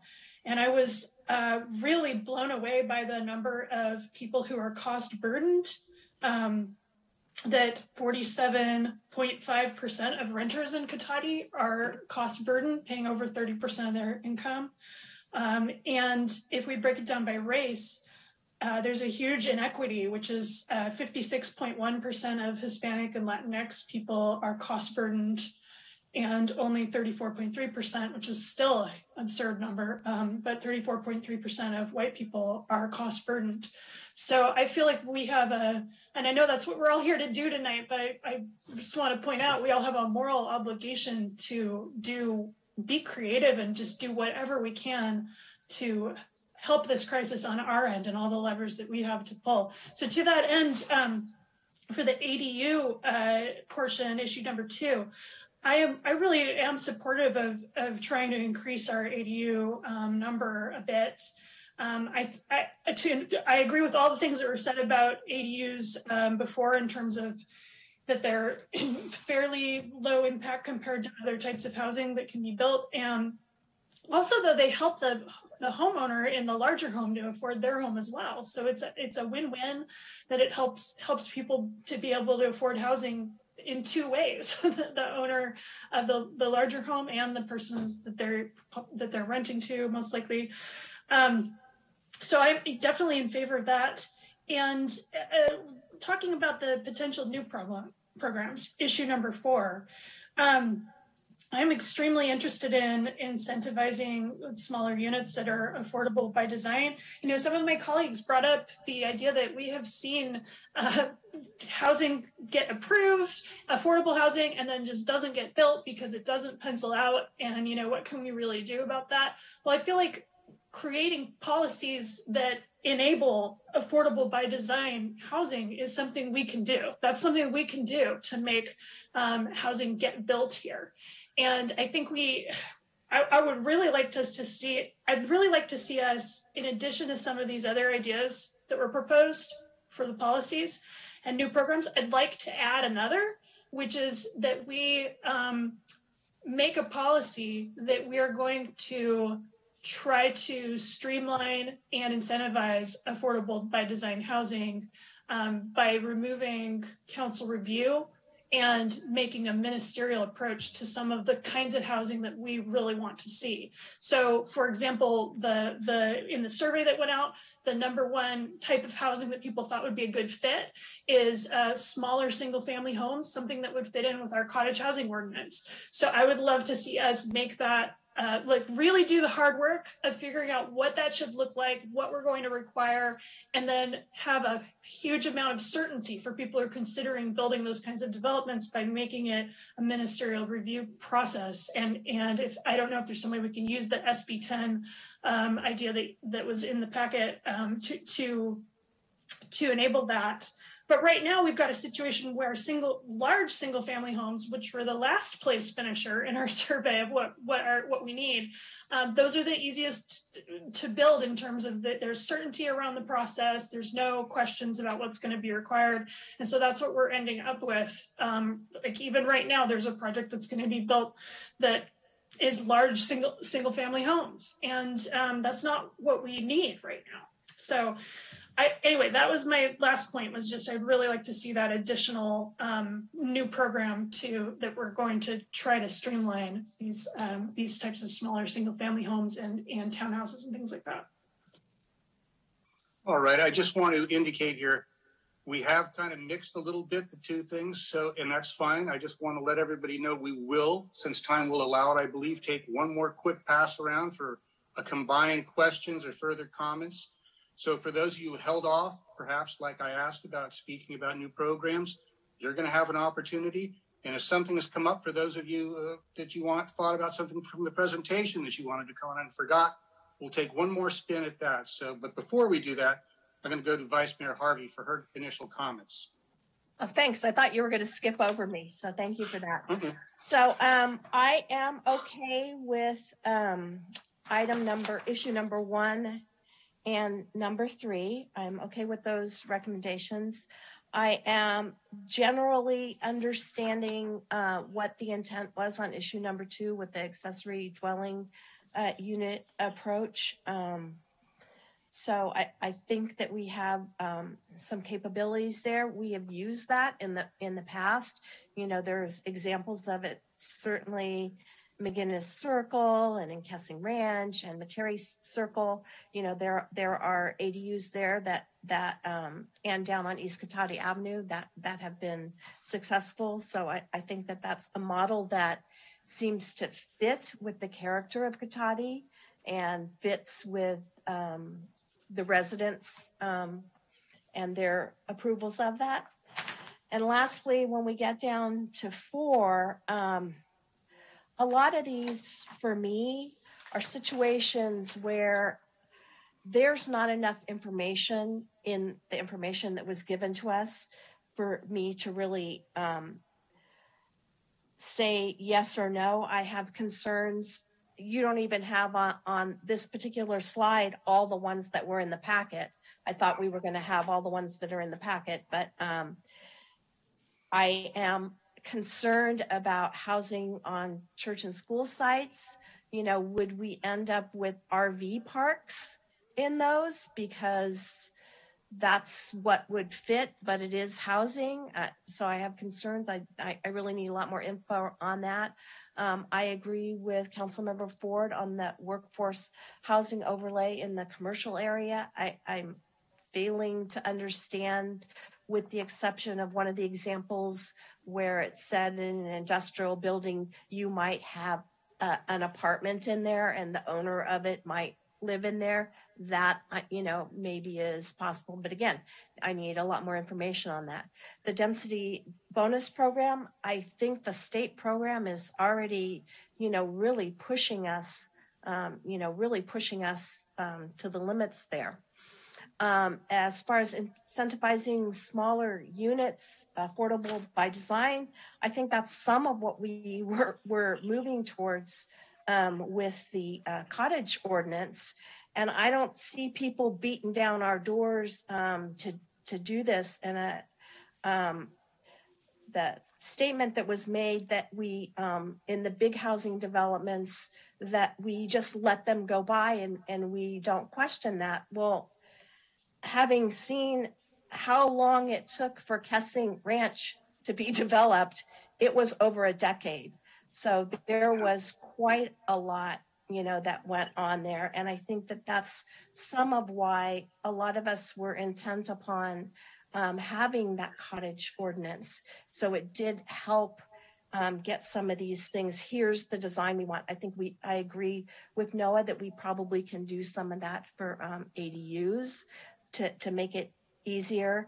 But the bottom line, as I pointed out earlier, unfortunately, right, wrong, or otherwise, it is the larger units that pencil out for developers. And we've got to get around that, when they have to do all of the things to do, the example in the, one of the workforce was taking a 2,700 square foot house and building three units instead.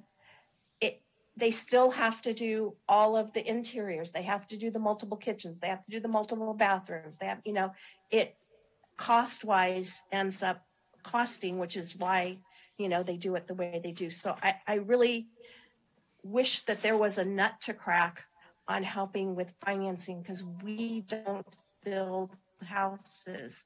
We can, try financing options and do what we can do to give. But if the builders won't build because it's not enough profit for them, I don't know how we crack that nut. So that is the other concern that I see a lot that isn't even addressed in any of this, but it comes up a lot on social media, is our resources and infrastructure. I mean, we have to consider that we have a limited amount of natural resource like water. And we do have to consider our infrastructure. Do we have the infrastructure to be able to support, say, sewer hookups? So those are, some other issues that I don't even see addressed, but they are very real issues. So thank you, Mayor. Thank you. Thank you for your comments. Yeah, I will agree with the Vice Mayor. It has to happen sometimes. When I find there's a deviation from the packet, it can be problematic, particularly when it's a packet that asks us to weigh in on numerous issues and policies. Then if we diverge from that, it kind of throws everybody off. So as we do this in the future, if we could have these more concise or more matching each other, I think that would be helpful.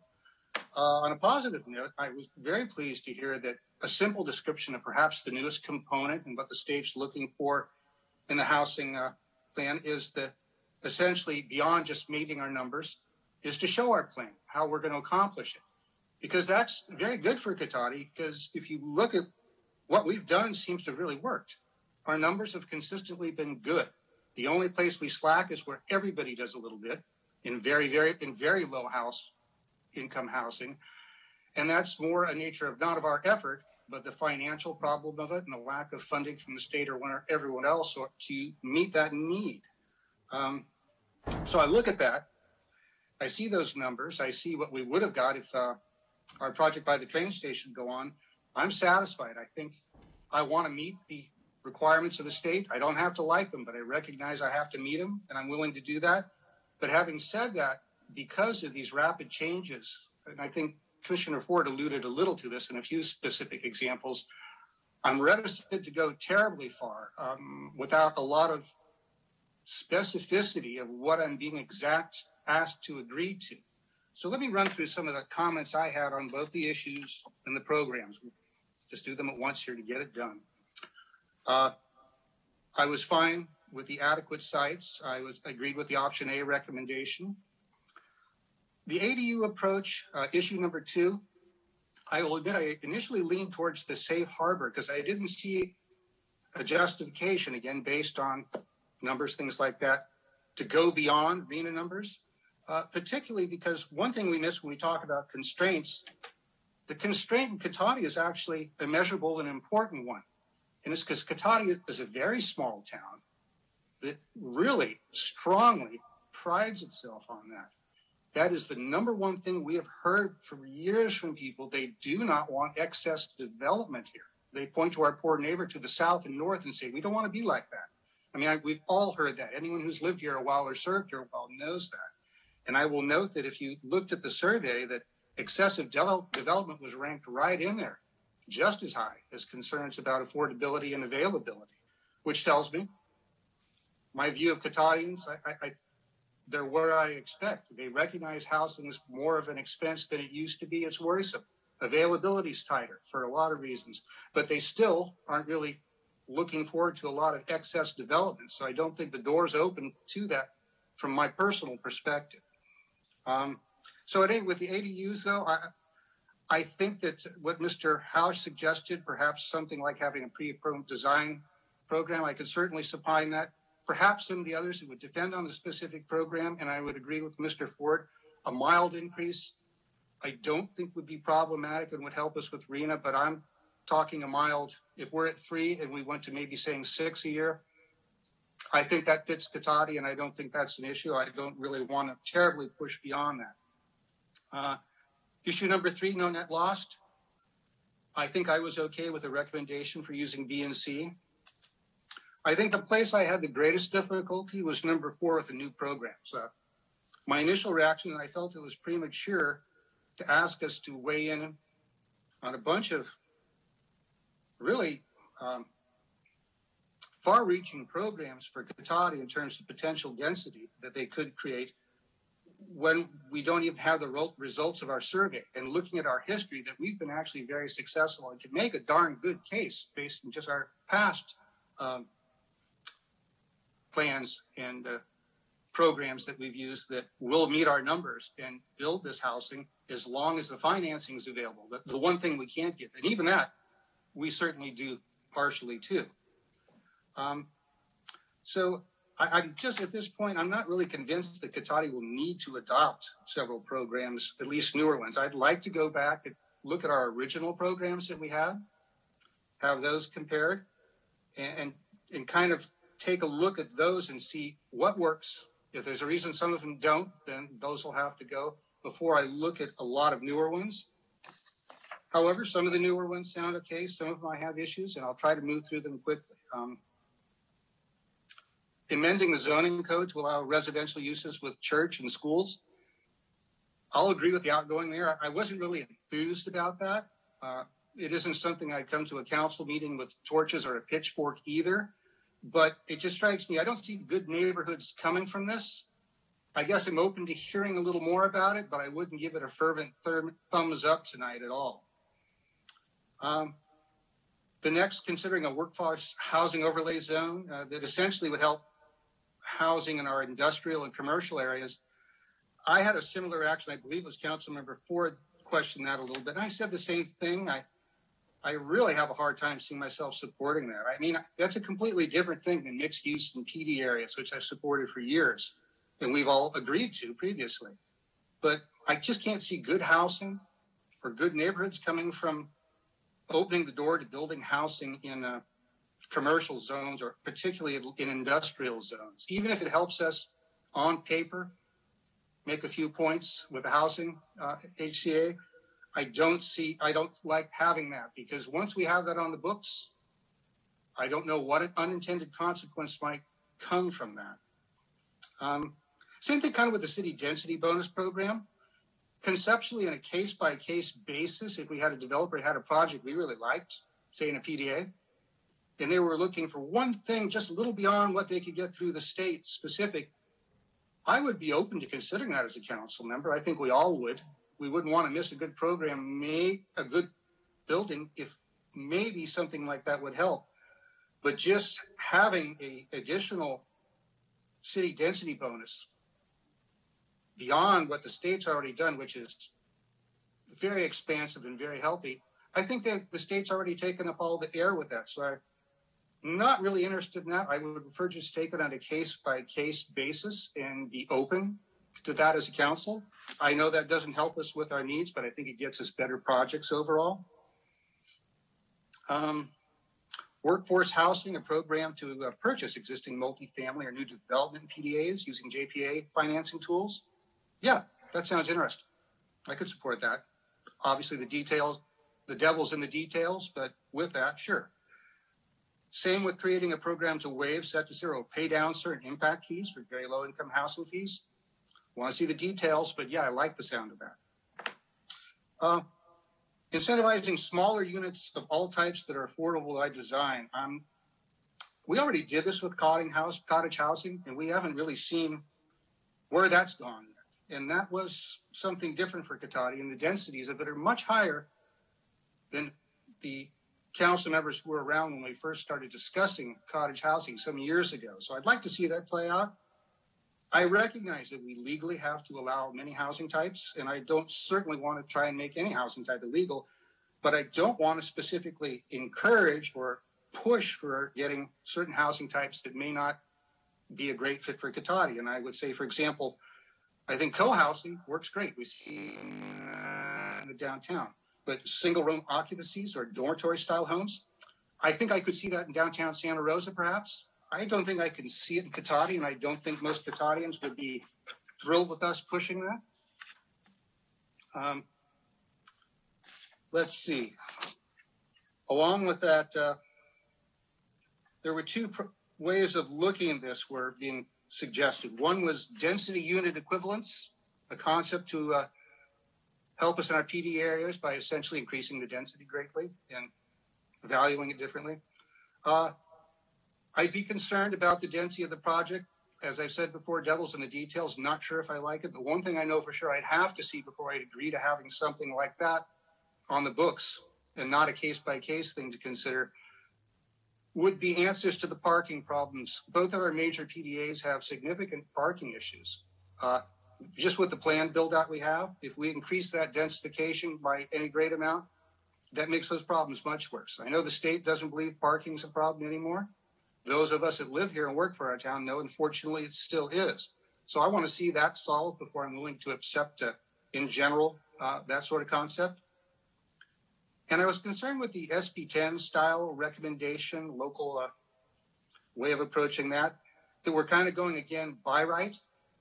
And I don't remember, was the vice mayor mentioned that, but I'm not really comfortable with going by right and opening ourselves to bad outcomes when I'm not sure what the unexpected outcomes could really be. If we did discuss encouraging neighborhood housing, I could support the smaller single family housing that was the preference of the community. I'd ask why we couldn't have that counted as 4 units, since any single family housing potentially, we've made a plan there. If we put in a single family house, that could be split into 2 houses. Each house can have an ADU, and you can actually have 6 families there with 2 JDUs. So I don't know if that's possible, but at any rate, that's what I heard the community said. That's what I would expect from this community, and I could support that. As far as duplexes, townhomes, where they can feather in appropriately to neighborhoods, I'd be open to that too. But just generically pushing them wherever there's an open space, I might want to look at that more closely. And again, with incentivizing affording a missing middle, like I said, I'd support the smaller single-family homes that were the clear preferences to the community. But I think that would it. So that's a lot of comments from me. We got that done all at once. So with that, I'm going to come back around. First, I'm going to open it to public comment one more time, and then we'll have one more. I believe we have time for everyone to take one quick pass and see if there's any further comments or questions and anything. So if I could ask the clerk to open it to public comment, please. Thank you, Mayor Landman. Lorianne Barber, go ahead. Hi, hi, Lorianne Barber here. I hope I can be coherent because I'm really just making a comment, and it's kind of a more general, not really directed specifically at a piece of this. But in looking at developing housing and working with the housing element, I would really like people, for all of us to keep in mind that we're in a climate crisis, and to remember that as we go forward. And I think part of what that would drive, from my opinion, is looking at as much density as we can. The more, the bigger things we build, the more resources we're using, and people are continuously using. And so that's kind of my general comment, that I know there are requirements from the state and we have to meet, some of those things, but as much as possible to remember that it's a climate crisis, things aren't like they used to be, and we should remember that as we go forward. So thank you very much. Thank you. Callum Weeks, go ahead. Good evening, evening, council members and planning commissioners. My name is Cal Weeks, and I am the policy director with Generation Housing, where we advocate for more and more affordable and more diverse housing. I just want to make a few brief remarks. First and foremost, I think it was, you'll have to forgive me, I think it was either planning commissioner or city councilor, I can't recall, mentioned, the idea of creating more plexes. And really, I would like to strongly encourage that in the process of considering the options available, and in terms of diversifying the overall mix of your housing types, to really give thought and I think a lot of consideration for plex type housing, especially with, I think, the corresponding by right option and creating kind of ministerial processes for this. And certainly one way you can do that is maybe consider adopting, what Napa Sonoma ADU is doing and applying that to, or at least scaling that up so that actually it then would essentially would emulate that, and then you would create options or designs that are acceptable through a ministerial process for plexes from 2 to 10 units. So I would like to give strong consideration to that. And in respect to the previous commenters' comment about, concerns about water resources, totally valid. But one of the things, and this might be considered a shameless plug, but I would strongly encourage actually visiting Generation Housing's website. We produced a piece about water drought and, continuing the process of building, given, the climate realities that we're facing. And we have a number of other great reports that I would strongly recommend, both elected and citizens alike of the city of Cotati to consider reviewing. They're really informative, well-researched, and they might actually help guide you in this process of envisioning, a future for the city of Cotati. And with that, thank you so much for your time. I really appreciate your service. Mayor Landman, that will end public comment. All right. Well, we've got about 5 minutes here, and perhaps we can stretch a little if we need to. But I just want to check through everybody real quickly and see if there's any last comment or question that anybody would like to make. And I don't want to miss anyone if I can. So I'm going to start with Commissioner Hancock. Yes, thank you. I mean, I just think we need to be able to have a diverse set of housing and ability for the people doing the building being able to fit it onto the pieces of land. And particularly doing that in the downtown corridor. I think people have said everything with the specifics, but it's really not addressing very well how it can be built at a lower cost, and particularly the higher density, the plexes and things. We have got spaces, I think, downtown looking at those, or should I say the east side of the town, that could meet with that, but east of Lancaster in those areas. But it's just a very general comment. Thank you. Yes, thank you. All right, let's see. Next, Commissioner Moore. Just a couple things. One about the housing on churches. So there is a couple examples, at least one example that I see in Petaluma on St. James, that they built housing. So we might want to look into how that process went. And I know that it's been successful at that church site. And then just a comment on the Commissioner Murphy had about bigger families. I know quite a few families that have multi-generation living in their big homes.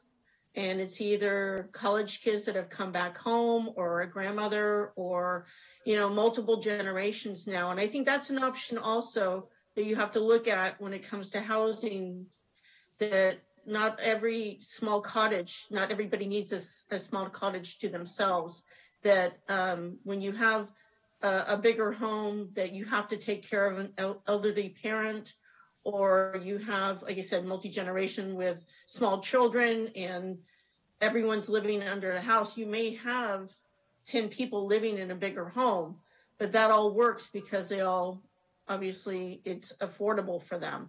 So just another way to look at what affordable housing can look like sometimes when you don't see it from the outside. Those are my comments. Well, good. Thank you.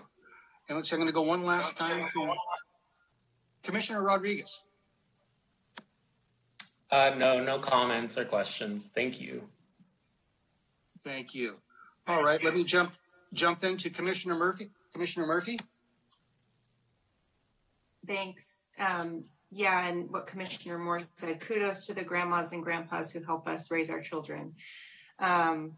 I just wanted to mention that one thing I heard through our conversations was trying to break down barriers to make the process more expedited or streamlined. And I really valued the conversation today, and I think our community members do as well. We heard some really, I think, breakthrough thinking on different ways that we could try to accommodate these requirements that are outside of the normal scope of the programs. And so I'm just hopeful that we don't ever consider the option of taking away the opportunity for us to present these things to the commission and to the city council, and as a result to our community members, opening up the opportunity to speak and share our ideas and concerns and questions, because I think that's a really valuable part of our process.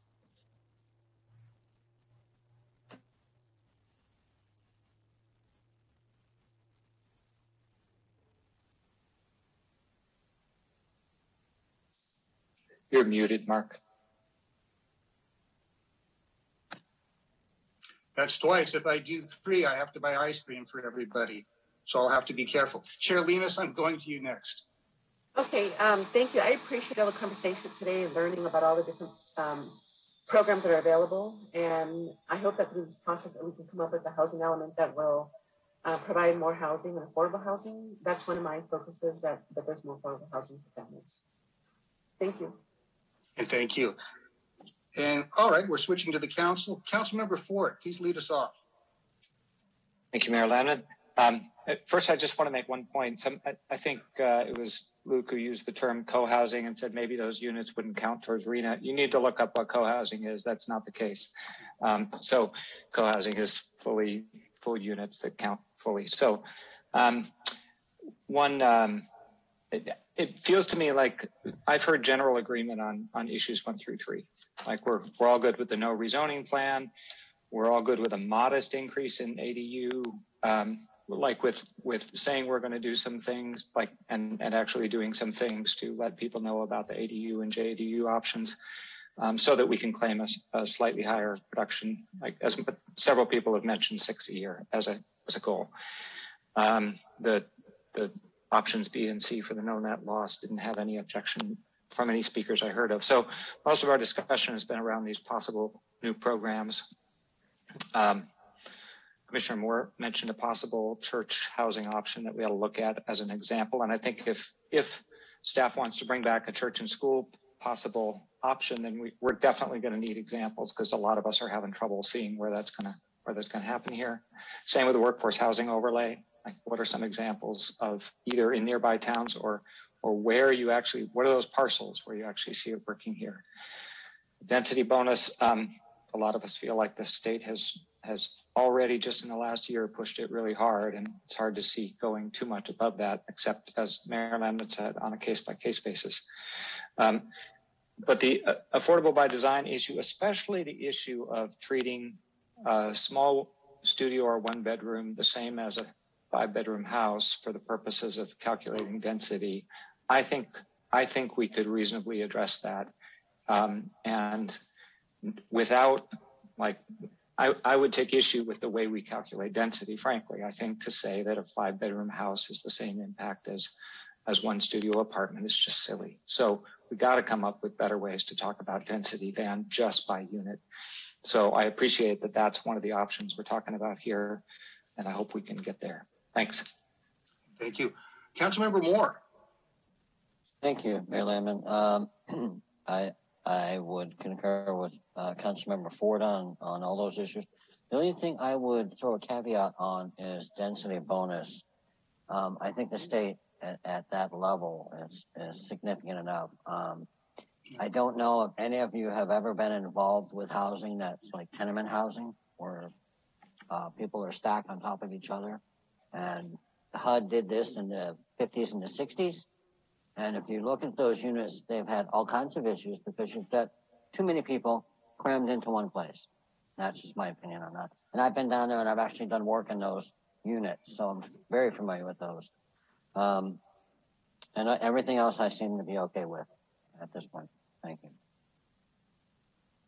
All right, now Councilmember Sparks.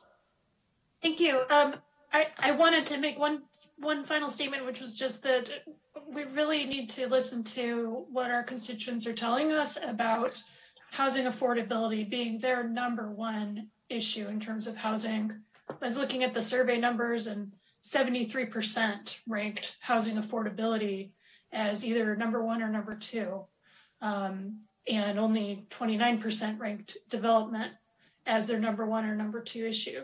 So by a huge margin, people are very concerned with affordability because it's directly affecting their lives. And it's such a chaotic, like I can't overstate what a huge problem it is. So to segue that to my main point is that the number one thing we as leaders can do to affect the price of housing is to streamline the process, and every additional meeting and bit of uncertainty that gets injected to the process adds directly to the cost of that housing when it comes out the other end. So I'm going to keep pounding the drum to streamline the process and do the hard work up front, make things by right, and that's what we can do to bring down the cost. Thank you. All right. Vice Mayor Harvey. Yes, I will probably disagree a little bit with Councilmember Sparks. I think over the years in attending council meetings and planning commission meetings, one of the things that gets people out and gets a lot of public input are these developments. So I think that we need to be very careful and cognizant of just how much we do ministerially, because if you by right have all of these developments and the public gets no say in those developments, that is an unintended consequence, because most of the developments that we have had over the last at least decade, they have evolved to get where they're at. And that evolution has happened because of public input around those. So I would be very reluctant to, cut off the public's input because it's by right that a developer gets to develop. So it's just a caution of an unintended consequence that we want to be sure, because people aren't going to be paying attention during these meetings. When they pay attention is when they find out something is being developed next to them. So other than that, great presentation. I look forward to us looking through the programs that have worked for us and understanding why some haven't worked for us, and looking at some of these new programs. And the only concern I have with having too many programs is the ability of developers to pick and choose pieces out of individual programs to put together their own program, because they like this piece out of this one and this piece out of this one. And, and so here's my package because I, cherry picked what I want. So we have to be a little bit careful about how many programs we have. But thank you for the presentation, and hopefully we will get there. Well, thank you. And I'm going to thank Councilmember Ford for saving me some work here and kind of wrapping up some of what he'd heard tonight. I think that's helpful, and I will encourage staff to send minutes as soon as possible to all of us while this meeting's still fresh in our mind, so we can look over the direction that staff heard tonight and make sure we're at the same meeting. So I'll conclude my comments. First, I will mention, I think it's disingenuous just to point out that because when we ask people to list 1 through 5, what's most important to least important, but we give them a variety of issues. Yes, the number one issue was right now for affordability for people, because that's relatively a recent shock over this decade, shall we say. I'm old enough to call that relatively recent. But if you look at the total numbers, you will find that excessive development was something that everybody mentioned, and that's why it's at 96, above housing availability at 93, and not much below housing affordably at 106 combined responses.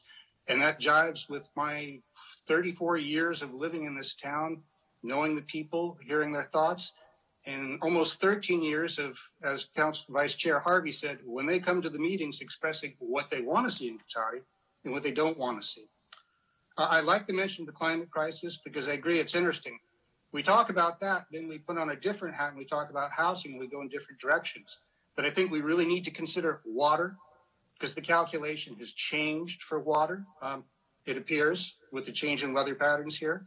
I think we certainly need to consider fire. Here we are as a council potentially looking at taking another look at fire plans, and yet extreme density is a problem in fire-prone areas, and that's a reality we have to consider too, and that wasn't considered at all. And as far as GHG reductions, I read somewhere earlier in the report that is supposed to be considered as part of the element, but I didn't see it mentioned anywhere in any of the material I saw. It's all about increasing density. Along with most of my colleagues, I'm really not, I believe, most of my colleagues, I'm not interested in furthering ministerial actions. I would agree that the conversations, long, difficult as they may be, are what leads to the best outcomes. And we certainly have already done significant work in trying to make some things that we can without losing the quality that Cotatians demand ministerial. So I know we've already made enough action in that place that I feel quite comfortable with that. So I would never support that, I think, at this point. Just in general, I'd like to see the outcomes fit Cotati. I'm not sure if our consultant knows the town, but they've done a lot of work and they've done great survey work, but I don't know if they know the town the way those of us who've lived here for a long time do. And that's important because despite what the state's pushing within that structure that we have to live in, we have to do our best to make this fit Cotati's values, not San Jose's, certainly not even our friends in Roanoke Park, because it's a different thing here. And the people expect that from us. And if they find out down the road that we haven't kept that in mind as we address these issues, we won't have done our job. I think all of us have indicated as we've ran for office or applied for appointment that we value Cotati's small town values. I hope we don't forget that. So with that, I thank everybody for a good conversation. I think we're going to have a few more of these. And with that, I will let the lucky members of the Planning Commission go to their evening, and the unfortunate members of the council member have 5 minutes off, or maybe 10 minutes perhaps, if we can, Mr. Obid, before we switch to our council meeting. Mr. Obid, can we take a 10-minute recess, be about 5 minutes late starting the council meeting?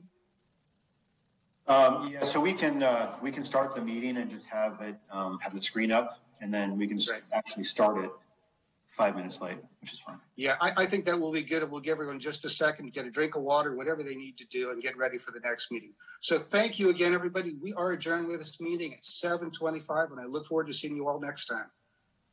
Are we in the same Zoom for the council meeting, or is there different Zoom? I believe it's a different Zoom.